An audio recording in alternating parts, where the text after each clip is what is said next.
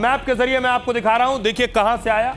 ऊपर के हिस्से में देखिए कहा गया चीन के इलाके में जो तिब्बत का हिस्सा है, ऊपर आपको ग्लेशियर लेक दिख रहा है, पीले रंग से लिखा हुआ। ग्लेशियर जो है ये ग्लेशियर फटे और उसके बाद ये आप देख रहे हैं ये जो भोटे कोशी नदी है, ये जो आप नदी देख रहे हैं, ये भोटे कोशी नदी में सैलाब आया, इसका स्तर बढ़ा और इसने विकराल रूप लिया ये नीचे। उसके बाद चीन से, चीनी तिब्बत के हिस्से से नेपाल में दाखिल हुआ और नेपाल में नीचे आप देख रहे हैं रसुआ शहर में सबसे ज्यादा तबाही हुई है। तो काठमांडू के उत्तर में स्थित रसुआ जिले में बाढ़ आई है। यह इलाका तिब्बत से सटा हुआ है, चीन के साथ नेपाल के व्यापार मार्ग में आता है और पानी के तेज बहाव में चीन नेपाल फ्रेंडशिप ब्रिज बह गया है। यह रूट था इस बाढ़ का। अब आपको दिखाऊं, चीन में भी बाढ़ आई हुई है। चीन के हालात देखिए जरा, पहले चीन में आई, अगर चीन चाहता तो नेपाल को बचा सकता था। ये आप देख रहे हैं चीन का ड्रोन व्यू, घर देख रहे हैं, चारों तरफ पानी पानी आपको नजर आ रहा है।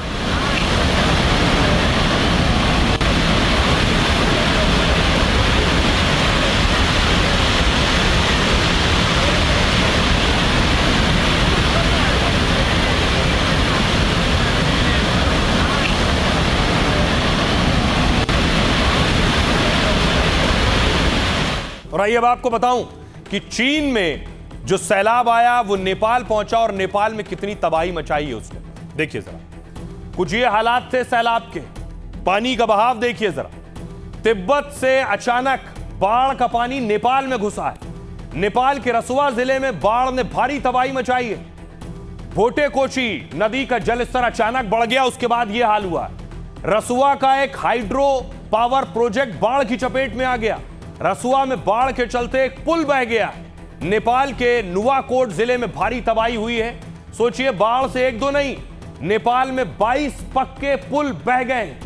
नेपाल में बाढ़ से पुलों का नेटवर्क ध्वस्त हो गया है। भोटे कोशी नदी के तांडव से 27 पुल ध्वस्त हुए हैं। बाढ़ से नेपाल में सड़क व्यवस्था पूरी तरह से ध्वस्त हो गई है। 22 सोचिए कंक्रीट पुल और 5 बेली ब्रिज बह गए। शुरुआत में रसुआ में फंसे लोगों को निकालने के लिए हेलीकॉप्टर भेजा गया, लेकिन वो बिना उतरे काठमांडू लौट आया। हालात इतने खराब थे, बाढ़ के पानी में स्थानीय हेलीपैड बह गए।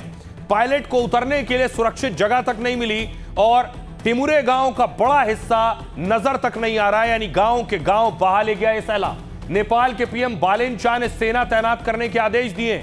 नेपाली सेना, सशस्त्र पुलिस बल और नेपाल पुलिस को भेजा गया है। अतिरिक्त एम्बुलेंस और मेडिकल स्टाफ भी भेजा जा रहा है। लोगों को सुरक्षित जगह जाने की सलाह दी गई है। अब आपको दिखाऊं दूसरी तस्वीरें कि अब आखिर बचाव कैसे होगा। पहले तबाही का मंजर देखिए जरा, यह है तबाही का मंजर। आप देख रहे हैं, जहां तक नजर जाएगी आपको तबाही के निशान दिखाई देंगे। देखिए, घर मलबे में दब चुका है, जो मलबा पानी के साथ बहकर आया है। घरों की छत जो है वो जमीन पर आ गई है क्योंकि अंदर सब मलबा भरा है।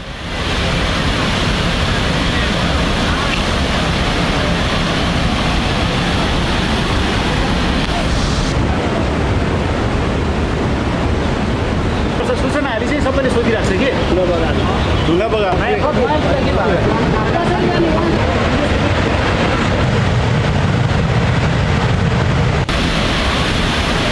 अब देखिए, तबाही की ये तस्वीरें आपने देखी।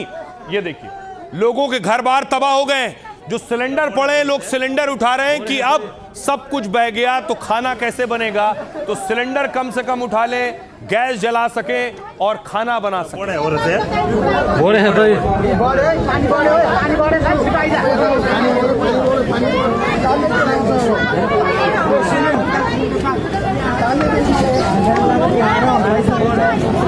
दृश्य देख सक्नुहुन्छ, सिलिन्डर यसरी देख रहे हैं, लोगों ने रसोई का सामान इकट्ठा करना शुरू किया कि गैस सिलेंडर होगा तो ही खाना बन पाएगा। उसके बाद रेस्क्यू शुरू हुआ, लोग फंसे हुए। आप देख रहे हैं, हेलीकॉप्टर लगाया गया। छत पर देखिए, एक युवक अपनी शर्ट उतारकर उसने घुमाया हेलीकॉप्टर को, इशारा किया कि मैं यहाँ फंसा हूं, मुझे बचाओ। हेलीकॉप्टर पहुंचा रेस्क्यू के लिए।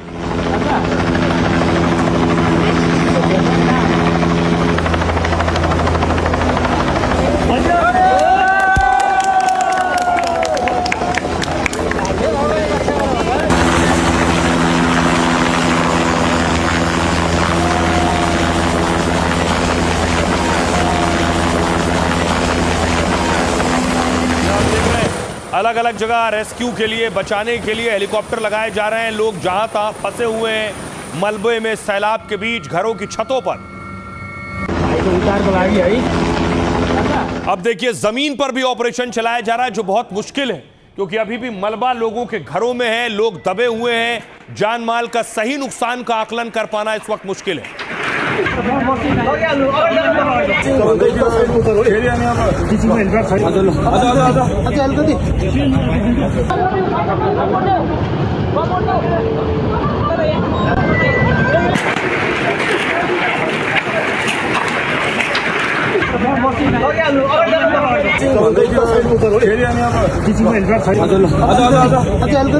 अब देखिए जरा, बड़ी बात यह है कि भारत के भी 100 लोग लापता हैं नेपाल में, जिनकी तलाश जारी है। नेपाल में अचानक आई बाढ़ से सैकड़ों लोग लापता इस वक्त हैं और सैकड़ों लोगों की तलाश जारी है। जो लोग लापता हैं, 105 भारतीयों के भी लापता होने की आशंका है। इनमें से कैलाश मानसरोवर यात्रा पर जा रहे तीर्थयात्री संपर्क से बाहर हो गए। करीब 400 तीर्थयात्री संपर्क से बाहर बताए जा रहे हैं। नेपाल टूरिस्ट बोर्ड ने लापता लोगों के बारे में जानकारी दी है। जिन लोगों से संपर्क नहीं हो पा रहा है उसमें ज्यादातर भारतीय हैं। प्रधानमंत्री मोदी और नेपाल के पीएम के बीच बात हुई है। पीएम मोदी ने इस हादसे पर संवेदना व्यक्त की है। मोदी ने कहा, मुश्किल समय में भारत नेपाल के साथ खड़ा हुआ है। इधर भारतीय सेना नेपाल में मिशन के लिए पूरी तरह से तैयार है। राहत सामग्री, दवाई की खेप भेजने की तैयारी है। C-17 और C-130 विमान स्टैंड बाय पर रखे गए हैं। कुल 291 विदेशी पर्यटकों के लापता होने की आशंका है और साथ ही 93 नेपाली नागरिक भी लापता हो गए हैं। इन लोगों से अधिकारियों और परिवारों का संपर्क नहीं हो पा रहा है।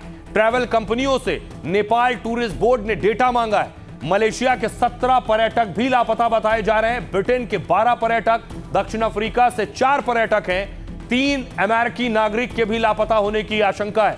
100 लोगों की राष्ट्रीयता की अभी तक पुष्टि नहीं हो पाई है। वो 100 लोग कहां के हैं, ये आंकड़े अभी और भी बढ़ सकते हैं। नेपाल में रेस्क्यू ऑपरेशन तेज किया जा रहा है और ताकि फंसे लोगों तक जल्द से जल्द पहुंचा जा सके।